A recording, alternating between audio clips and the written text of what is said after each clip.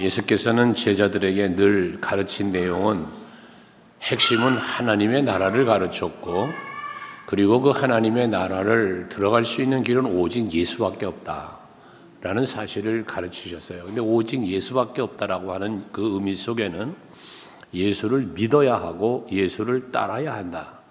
그것만이 천국에 이르는 유일한 길이다라는 사실을 말씀하셨습니다. 앞에 14장에서도 말씀하셨고요. 그런데 그렇게 가르치고 하실 때에 예수님은 많은 비유로 가르치셨어요. 비유를 하시면서 하나님의 나라도 마태복음에 보면 뭐 하나님 천국은 마치 하시면서 이렇게 비유를 하시지 않았습니까? 그런데 그런 모든 비유를 한 이유는 저들로 하여금 하나님의 나라와 예수를 믿어야 하는 부분들에 대해서 바르게 깨닫고 알게 하시기 위함이었다는 거죠. 그런데 그렇게 깨닫게 하시고 믿게 하시려고 하셨던 많은 비유들인데, 그러나 이제 오늘 말씀에 보면 때가 이르면 하고 말씀을 하세요. 25절에 보면 때가 이르면, 또 26절에 보면 그날에 라고 말씀을 하고 있습니다. 여기 때 말씀하시는 때와 그날은 예수님께서 십자가에 죽으시는 때, 또 부활하시는 때, 이거를 말씀을 해요. 그래서 의미를 하는데 앞에 17절이죠. 17절에 보면 예수께서 말씀하시는 것이 이제 16절의 말씀을 예수님이 한 거죠. 그 17절은 제자들이 반문하는 거고, 조금 있으면 너희가 나를 보지 못하겠고 조금 있으면 나를 보리라 라는 말씀을 해요. 16절에 조금 있으면 나를 보지 못하고 조금 있으면 나를 또 본다. 이게 뭐냐면 보지 못한다는 것은 십자가에 죽으시고 무덤에 들어가시는 거예요. 이게 볼 수 없는 거죠. 근데 다시 또 본다는 건 뭐야? 부활하셔서 다시 볼 수 있게 되어지는 거예요. 또 하나의 의미는 뭐냐면 하늘로 올라가셔요. 부활 승천하시죠. 못 보는 거예요. 근데 다시 재림을 하세요. 또 볼 수 있는 거죠. 못 보게 되고 보게 되는 것의 의미는 이렇게 두 가지 의미를 함께 가지고 있다는 것입니다. 지금 오늘날 우리는 그러면 뭐냐?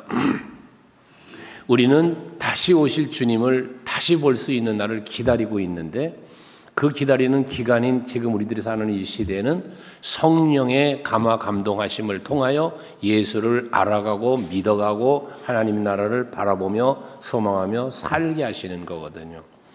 그래서 오늘 본문에서 이제 본문으로 돌아와서 때가 이르면 이라 말씀하고 그날에 라고 말씀하시는 이제 그것은 십자가의 죽음과 부활, 하늘에 오르심과 재림인데, 그때가 되면 25절에는 이제 너희한테 비유로 말하지 않을 거고 하나님에 대한 것을 밝히 이르리라 해서 하나님이 하시는 일, 예수께서 그동안 가르쳤던 모든 일들이 증거로 보여지는, 그래서 저들이 직접 알게 되는 이런 상황이 된다는 거예요. 그러면 뭐 하겠어요? 여러분들에게 믿음에 대한 이야기를 할 때 우리의 믿음의 성장은 어떻게 이루어진다? 체험을 통해 이루어진다 그랬잖아요. 그래서 이들은 제자들은 예수님이 죽는 것도 보았고 부활한 것도 보았고 승천하는 것도 보는 거예요. 이들은 그걸로 하여 체험을 하면서 뭘 알아요? 하나님이 하시는 일을 알게 된다는 거예요. 그렇게 되니까 이제 그들 중심에 뭐가 생겨요? 예수를 믿는 믿음이 생기겠죠. 그 믿음 때문에 할 수 있는 것은 앞에 이제 요한복음 14장에서 15장에서 반복적으로 하신 모든 말씀들인데, 저에 가르쳤던 내용들인데, 그러면 뭐 하냐? 이들이 이제 예수를 믿으니까, 예수님이 가르쳐 주셨고 말씀했던 모든 것들을 믿게 되니까 그 다음 단계 뭐가 되겠어요? 그 예수를 믿는 믿음으로 하나님 앞에 예수의 이름으로 기도하는 제자들이 된다는 거예요. 그동안은 뭐 했습니까? 예수님이 이들을 위해서 기도했어요. 그렇지만 이제는 뭐 합니까? 스스로가 예수의 이름을 믿고 그 믿음으로 기도하게 된다는 것이거든요. 오늘 이 밤에도 여러분들이 주의 성전에 나와서 예배하시면 또 기도하시고 찬송하고 하는 모든 것들은 뭐예요? 예수를 믿는 믿음으로지 않습니까? 그 믿음이 우리에 어떻게 들어와요? 말씀으로, 성령의 감동으로 깨닫게 됐고 믿게 됐고, 그래서 우리는 그 믿음 갖고 예수의 이름을 믿는 그 믿음을 가지고 오늘은 예배하고 우리가 찬송도 하고 기도도 한다는 것이거든요. 그게 이제 26절의 말씀이에요. 그래서 예수님이 내가 너희를 위하여 아버지께 구하겠다는 말이 아니고 이제 너희가 내 이름으로 기도한다는 거예요. 예수님의 중보하는 기도가 이제는 필요 없이 너희 스스로가 믿음으로 기도하게 된다는 그때 그날이 온다는 것을 말한단 말이죠. 여러분들도 이제는 우리는 예수의 이름을 믿고 그 이름으로 여러분들이 기도도 하고 그 이름으로 여러분들이 담대히 모든 악의 권세도 물리치고 세상도 이기고 그러며 살아갈 수 있는 여러분들 다 될 수 있기를 바라는 겁니다. 그러면서 27절에 귀한 또 말씀을 주시는데 거기 보면 먼저 예수의 이름으로 기도한다라고 한 부분을 한번 먼저 생각할 것은 23절, 24절을 한번 보아야 되는데 앞에 23절에 보면 거기도 그날에는 했어요. 예수님께서 마시니 그날은 오늘 동일해요. 그날에 너희가 아무것도 내게 묻지 아니하리라. 내가 진실로 너에게 이르노니 너희가 무엇이든지 아버지께 구하는 것을 내 이름으로 주시리라. 예수님 앞에 그날이 되면 물을 필요가 없는 거예요. 왜? 보니까 부활하셨지, 승천하셨지, 이제 다시 오는 걸 또 볼 거란 말이죠. 그런 날이 되어지면 이제 예수님 앞에 물을 것도 없어요. 하나님께서 하시는 모든 일을 다 이제 목격하는 거예요. 체험하고 누리게 되는 거니까요. 그러면서 24절에 지금까지는 너희가 내 이름으로 아무것도 구하지 아니하였으나 구하라. 그리하면 받으리니 너희 기쁨이 충만하리라. 이 말씀을 주시고 이제 때가 이름에 그날에 오늘의 본문을 말씀하는 거다 그 말이에요. 그러니까 예수께서는 예수의 이름을 예수를 믿고 그 이름을 믿으라는 권면을 하는 것이죠. 그래서 여러분들이 예수 이름의 권세 우리 찬송하잖아요. 그 찬양 중에 보면 그 예수 이름의 권세를 말하죠. 예수 이겼네, 나도 이겼네, 막 그런 찬양 하잖아요. 그 예수의 이름의 권세를 말하는 거예요. 베드로는 그 이름의 권세를 안진뱅이도 일으켰거든요. 여호와의 이름으로 모세는 큰 역사를 이루었잖아요. 이것처럼 우리 여러분들도 여호와의 이름 예수의 이름으로 악을 이기고 승리하는 그러한 여러분들 되어야 되는데 그 힘은 어디서 온다? 기도할 때 온다는 거예요. 그러니까 다윗의 능력도 기도할 때 왔고요. 다니엘의 능력도 기도할 때 왔거든요. 예수님도 십자가를 감당할 때 기도하고 감당하셨어요.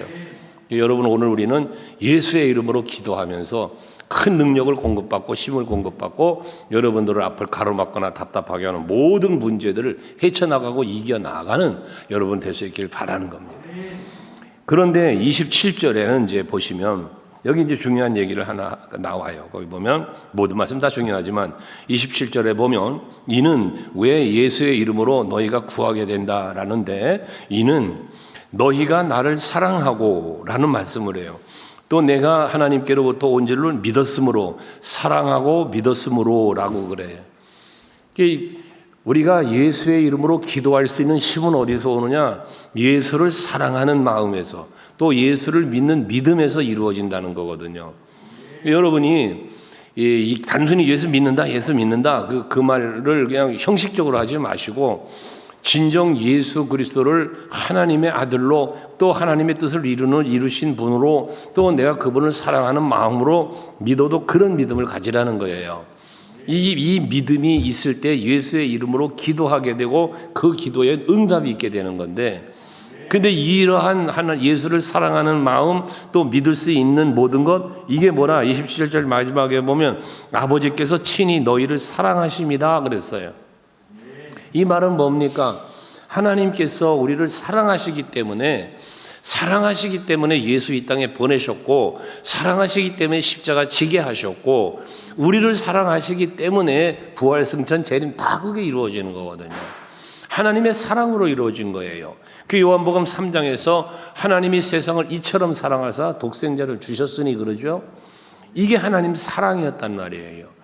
그러니까 여러분들이 하나님을 사랑할 수 있는 것도 하나님의 사랑으로 주어진 선물이고 여러분이 예수를 나의 구주로 믿을 수 있는 것도 하나님이 우리에게 주신 베풀어진 사랑의 은혜라는 거예요. 그 에베소서 2장 8절에 우리의 구원은 믿음으로 이루어지는데 죄와 허물로 죽었던 너희를 살리셨는데 그 살리신 예수를 우리가 구주로 믿을 때 그 믿음으로 구원을 이루게 되는데 그렇게 믿을 수 있는 것은 하나님이 우리에게 주신 은혜의 선물이라는 거예요. 그 표현을 오늘 예수께서는 하나님이 너희를 사랑하셨기 때문이라는 사랑으로 말씀을 하고 있는 거예요. 사도 요한은 요한 1서 4장에서 하나님은 사랑이시다 라는 또 표현을 하지만 이 복음을 쓴 요 사도 요한 아닙니까? 그것처럼 우리는 하나님의 사랑 때문에 택함이 입었고 하나님의 사랑 때문에 예수도 믿을 수 있게 됐고 하나님의 그 사랑 때문에 우리는 구원받고 하나님 자녀 됐고 모두가 다 하나님의 사랑으로 이루어진 것들이란 말이에요. 그래서 우리는 신앙생활하면서 하나님이 내게 베풀어 주신 그 사랑이 십자가의 사랑이니까 이 사랑을 여러분이 믿는 그 믿음 안에 뭐가 있어야 돼요? 제가 늘 말하는 거 아닙니까? 감사와 감격이 있어야 되는 거예요. 그 감사와 감격을 이 믿음에서 오는 건데 믿음에서 감사와 감격함이 오는 건데 그 감사와 감격함의 표현을 무엇으로 드리느냐? 사랑합니다로 드리는 거예요. 하나님 내가 하나님 사랑해요. 근데 사랑의 표현은 결과적으로 성경은 우리에게 무엇라고 가르치고 있어요? 예수님도 가르치심이고 모든 성경이 우리에게 가르치는 것은 자 믿음 때문에 그 믿음 때문에 구원받고 하나님 자녀된 것 때문에 감사와 감격이 있는데 감사와 감격의 표현을 뭐로 한다? 사랑으로 한다고 말이에요. 사랑으로. 그럼 사랑의 표현을 하나님이 우리 사랑해 주신 것에 감사하니까 나도 하나님 사랑해요. 근데 사랑의 표현을 뭐로 하느냐? 순종으로 한다는 거예요. 하나님의 말씀을 지켜 행함으로 한다고 말이에요. 나를 사랑하는 자라면 나의 계명을 지켜야 한다고 요한복음 14장에 말씀하는 거예요. 여러분 하나님 사랑하시죠? 그러면 보세요. 우리가 사랑한다 할 때 그런 거잖아요. 하나님이 우리를 사랑하는 사랑의 표현, 사랑의 어떤 선물 이게 십자가의 사랑이었단 말이에요. 그럼 우리들도 하나님 사랑합니다. 여러분이 하나님 사랑합니다라고 할 때 그 사랑에 하나님께 받은 사랑의 가치를 우리가 알면 내가 하나님 앞에 어떻게 사랑의 표현을 할 것이냐는 거예요. 순종, 답은 물론 순종이라는 답이 있어요. 말씀대로 사는 게 있어요. 거기에 그 송명희 시인이 부른 찬양 가사 중에 똑바로 보고 싶어요. 내 이 생명도 원하시면 십자가에 놓겠으니 이런 표현을 하죠. 이게 뭡니까? 내 생명. 이거 하나님 사랑하기 때문에 드릴 수 있다는 거예요. 여러분들의 시간, 여러분의 몸, 여러분의 물질 이것이 전부 다 무엇으로 이루어져요? 사랑의 표현. 하나님 앞에 내가 하나님 사랑합니다라고 고백하는 것으로 드릴 수 있다는 거예요. 여러분들이 여러분의 자녀를 사랑하세요. 사랑하기 때문에 뭐예요? 그 아이를 위해서 내가 마음을, 시간을, 물질을 다 투자합니다. 이유는 하나예요. 사랑하기 때문이에요. 피곤하지 않아요. 짜증도 안 내요. 사랑하는 아이를 위해서 말입니다. 남녀 간의 관계도 마찬가지예요. 모든 사랑 속에는 뭐가 희생이 있다는 거예요. 헌신이 있다는 거예요. 그러니까 우리가 말씀에 순종하고 산다? 그 순종으로 해서는 희생이 없이 순종이 안 되는 거거든요. 예수님도 십자가라는 하나님의 뜻을 이루는 순종을 위하여 뭐 한 거예요? 그 엄청난 고난을 당하신 거잖아요. 그게 희생이란 말이에요. 이걸 아가페라고 우리가 사랑을 표현하는 건데 여러분 하나님 앞에 사랑의 표현을 하며 사실 수 있길 바라요. 하나님 내가 받은 사랑이 너무나 커요.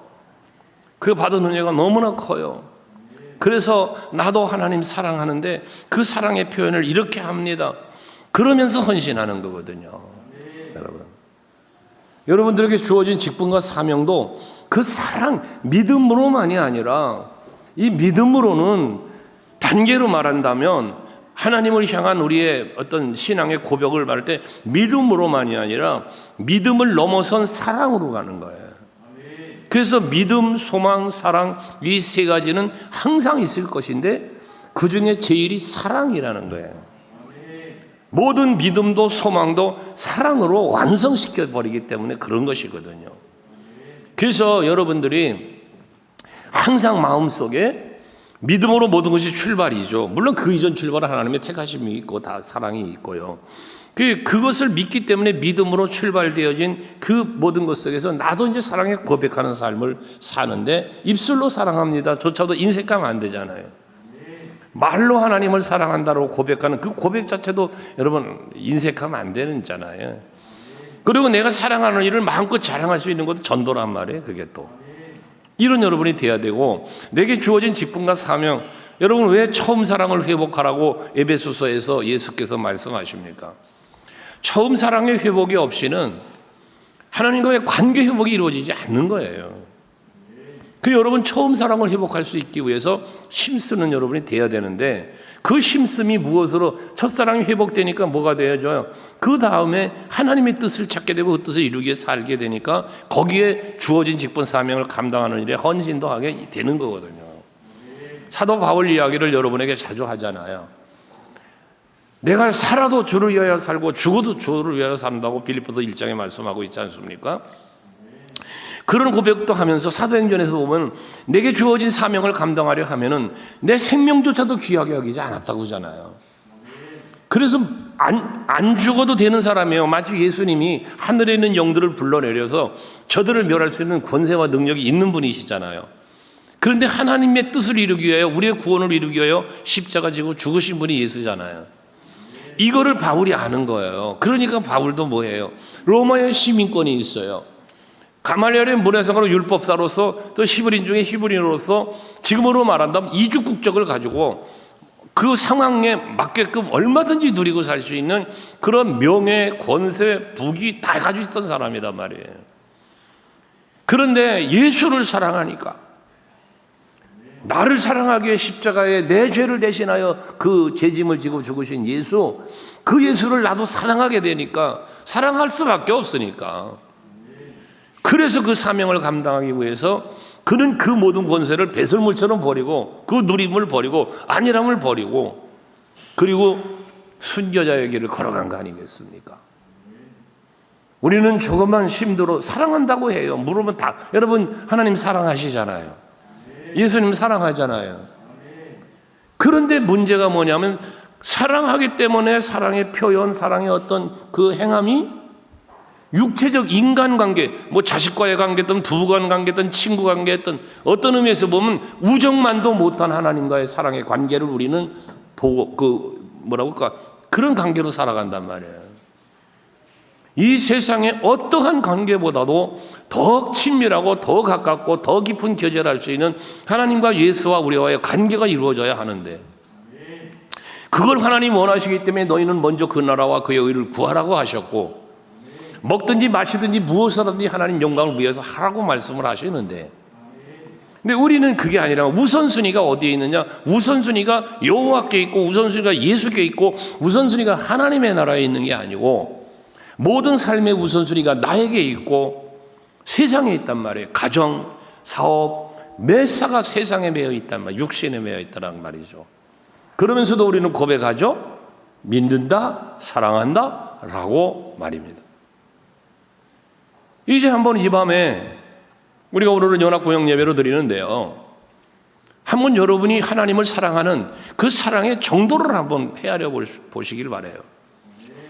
여러분이 하나님을 사랑하는 건 맞아요. 여러분 아멘이 맞다고요. 여러분이 하나님을 사랑하지 않는 게 아니에요. 사랑하세요. 예수 사랑한다고요. 그리스도의 몸된 교회 사랑한다고요. 우리의 머리 대신 예수의 지체된 우리 서로를 사랑한다고요. 맞아요. 사랑하는 거 맞아요. 근데 그 정도가 어느 정도냐라는 것이죠. 정도의 차이가 있단 말이에요. 오늘 우리 또 아는 분들 이렇게 모임 있어서 잠깐 모였다가 헤어졌는데 모임 중에 그런 말을 하더라고요. 우리 친구를 만났었는데 이 친구가 그 롯데백화점에 이제 근무를 했었는데 거기 근무하는 중에 어떤 분을 만났다는 거야. 근데 만났는데 여자분을 만났다는 거야. 근데 그 여자분을 만났는데 옛날에 서로 이렇게 잠깐 사귀었던 사이였대. 이렇게 사귀었었는데, 근데 그 친구는 사귄 게 아니었대. 그냥 직장의 동료니까 그냥 만났고 같이 차 한 잔도 했고 그랬대. 그런데 그분은 자기 첫사랑이라고 그러더래. 그게 웃기는 얘기잖아요. 얘는 전혀 사귄다는 개념이 없고 동료기 때문에 만났고 동료기 때문에 차 한 잔도 했고 그랬는데 이 여자분은 저의 첫사랑이십니다. 이러더라고요. 오랜 세월이 흐른 뒤에 만났는데 그런 얘기를 하더라고요. 여러분 하나님은 여러분을 사랑했는데 그래서 십자가까지 쳤는데 우리는 그냥 만난 거죠. 우리는 그냥 아는 사이죠. 마치 우리가 하나님 앞에 예수 앞에 그러고 살고 있지는 않느냐는 거죠. 알긴 아는 거야. 지나기도 한 거야.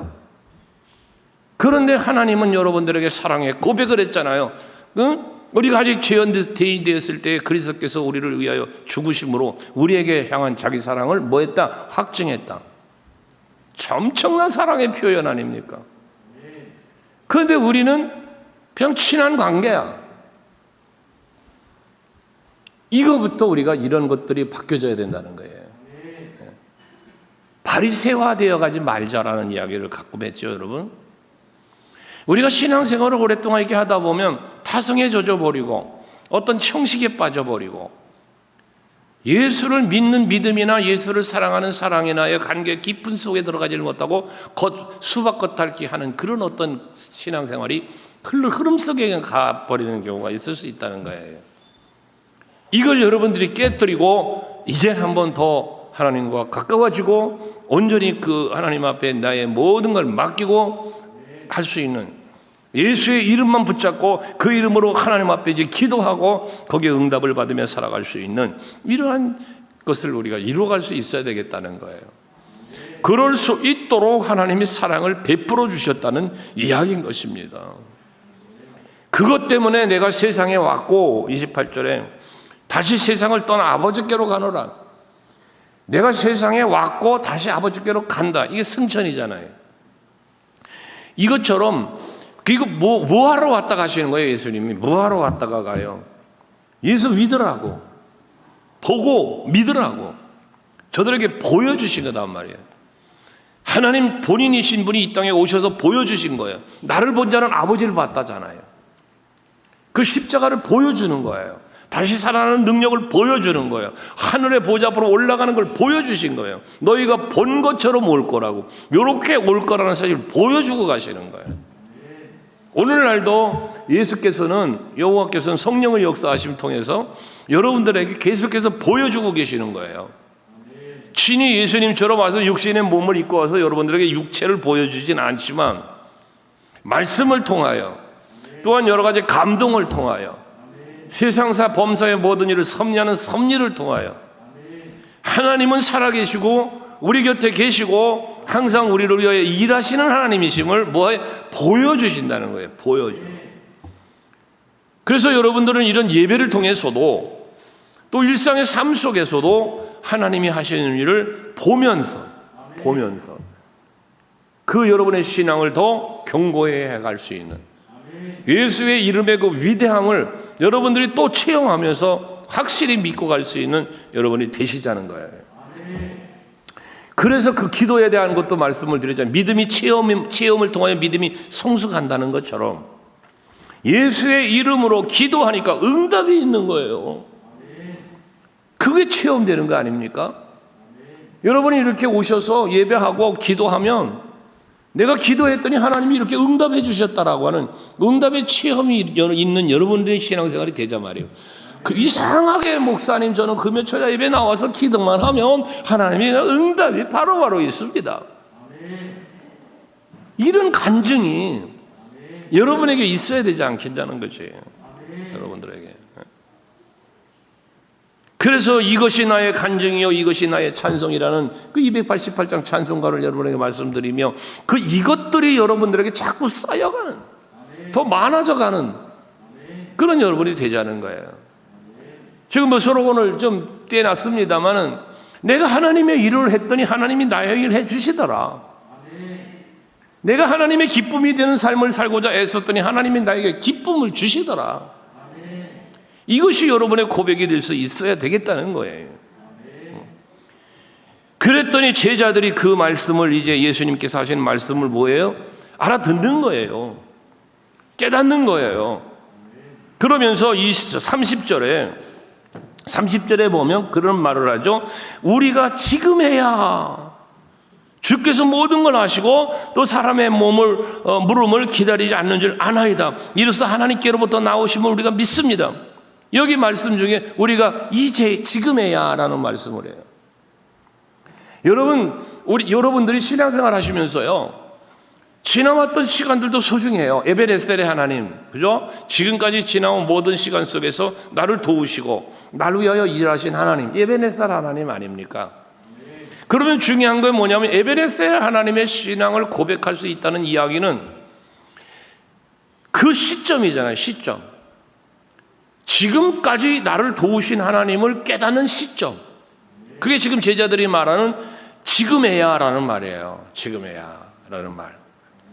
오늘 이 밤에도 여러분들이 이전에 믿었던 하나님이 있어. 이전에 역사하신 하나님을 체험한 바가 있어. 그런데 오늘 이 밤에도 여러분들이 다시 한번 이런 말씀을 통하여 예배하며 기도하며 찬송하는 가운데에 내가 또다시 새로운 것을 깨닫는 거야. 그래서 지금에야라는 말을 하지만 이전에 깨닫지 못했던 뭔가를 다시 한번 깨닫는 게 지금에야거든요. 여러분 하나님을 다 아시나요? 여러분 하나님을 다 아실까요? 그 마음을 다 아실까요? 그 능력을 다 알까요? 그 사랑을 다 알까요? 우리가 아는 건 빙산의 한 조각이거든요. 야곱의 이야기를 우리가 묵상했잖아요, 지난주에. 뭐예요? 여기도 하나님이 계시거늘이라는 그런 고백을 베델에서 했잖아요. 여기도 하나님이 계시거늘. 뭐예요? 거기 안 계신 줄 아는 거예요.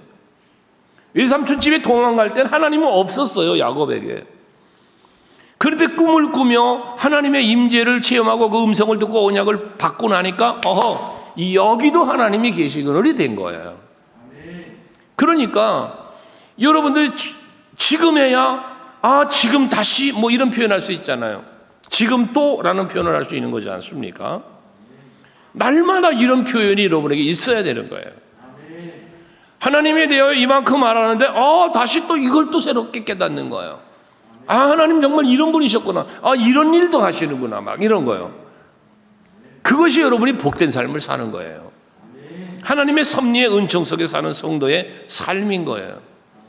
그런데 그냥 그 이전에 어떤 이거에 매여서 타성에 젖어가지고 가다 보면 새로운 무엇을 모르는 거예요. 시편기에서 그러죠. 내가 새 노래로 여호와께 찬양한다고. 새 노래로 찬양한다는 고백을 하잖아요. 새 노래. 그 새 노래가 결국 뭐냐면 이거예요. 지금에야. 오늘 또 다시. 뭐 이런 표현이라고요. 여러분 신앙생활은 이게 많아야 돼요. 이게. 이 밤에도 오늘 이 밤에 또 새로운 은혜가 여러분에게 있어야 돼요. 내일의 새로운 은혜가 또 있어야 되는 거예요. 그것이 살아있는 신앙의 삶인 거예요. 여러분 모두가 그런 신앙생활 할 수 있길 바랍니다. 막연한 신앙생활 하지 말고 그냥 습관을 조차도 좋아. 예수님도 습관을 조차 기도하러 가셨으니까 긍정적인 습관 좋은 거야. 그러나 뭔가 새 것들을 찾아가고 새 것들을 체험하는 여러분들이 되자는 거지. 그게 궁극적으로는 새 하늘과 새 땅이 우리를 위해 준비되고 있는 거 아닙니까? 그런 부분들을 한번 여러분이 찾아가자는 이야기예요. 그랬더니 예수님이 그 말을 듣고 31절에 이제는 너희가 믿느냐라고 그랬어요. 이제는 너희가 믿느냐? 예수님의 말씀 속에 뭐가 있어요? 기다렸다는 거야. 너희가 그런 믿음을 갖기를 기다리신 거예요. 베드로와 그 제자들에게 가이사라 빌립보 지방에 갔을 때 마태복음 16장에 보면 야 사람들이 나보고 뭐라고 그러지? 묻고 뭐 엘리야다 뭐 선지자 중에 하나다 뭐 이런 표현을 들 때 그럼 너희는 나를 누구라고 하냐? 라고 다시 제자들의 입장을 물을 때 베드로가 주는 그리스도시요 살아계신 하나님의 아들이십니다. 고백을 할 때 예수님이 기뻤어요. 그래서 예수님이 이 정도 신앙의 고백을 하는 걸 보니 얘들 이제 내가 십자가에 죽어야 될 것을 이야기해도 되겠구나.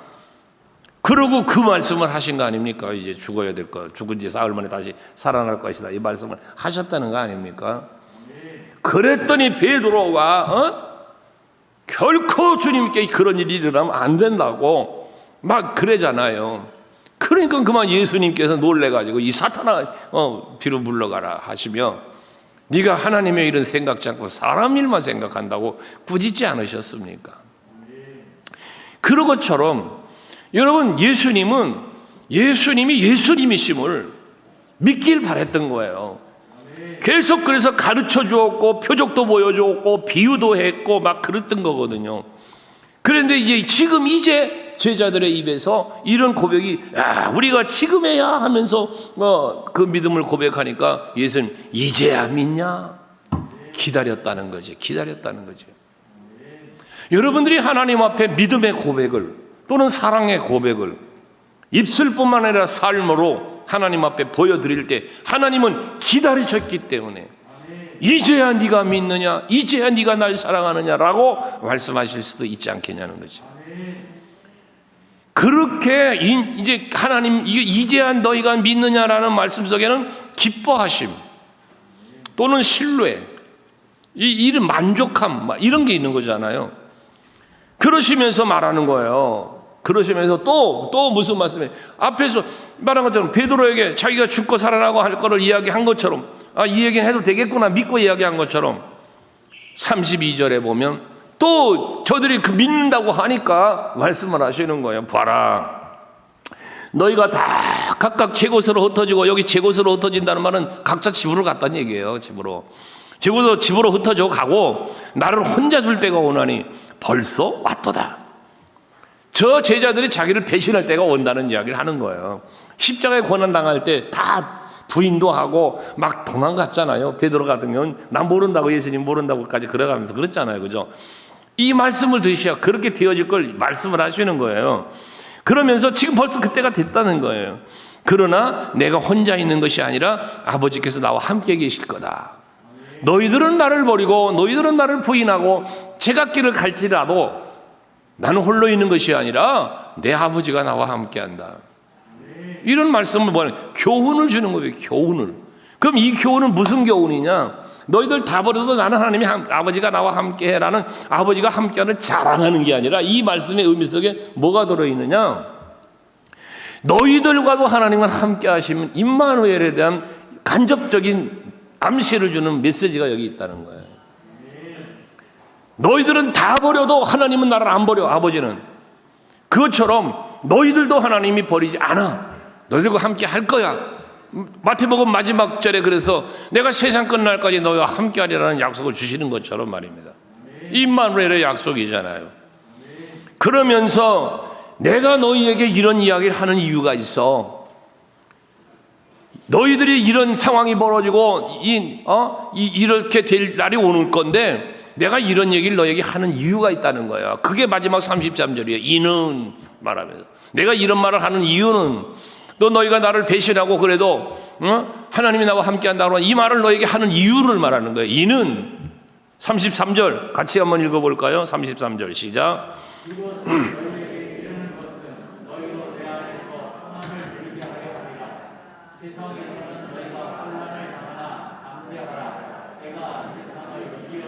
예수께서 왜 이런 이 말씀을 주시면서 말씀하느냐?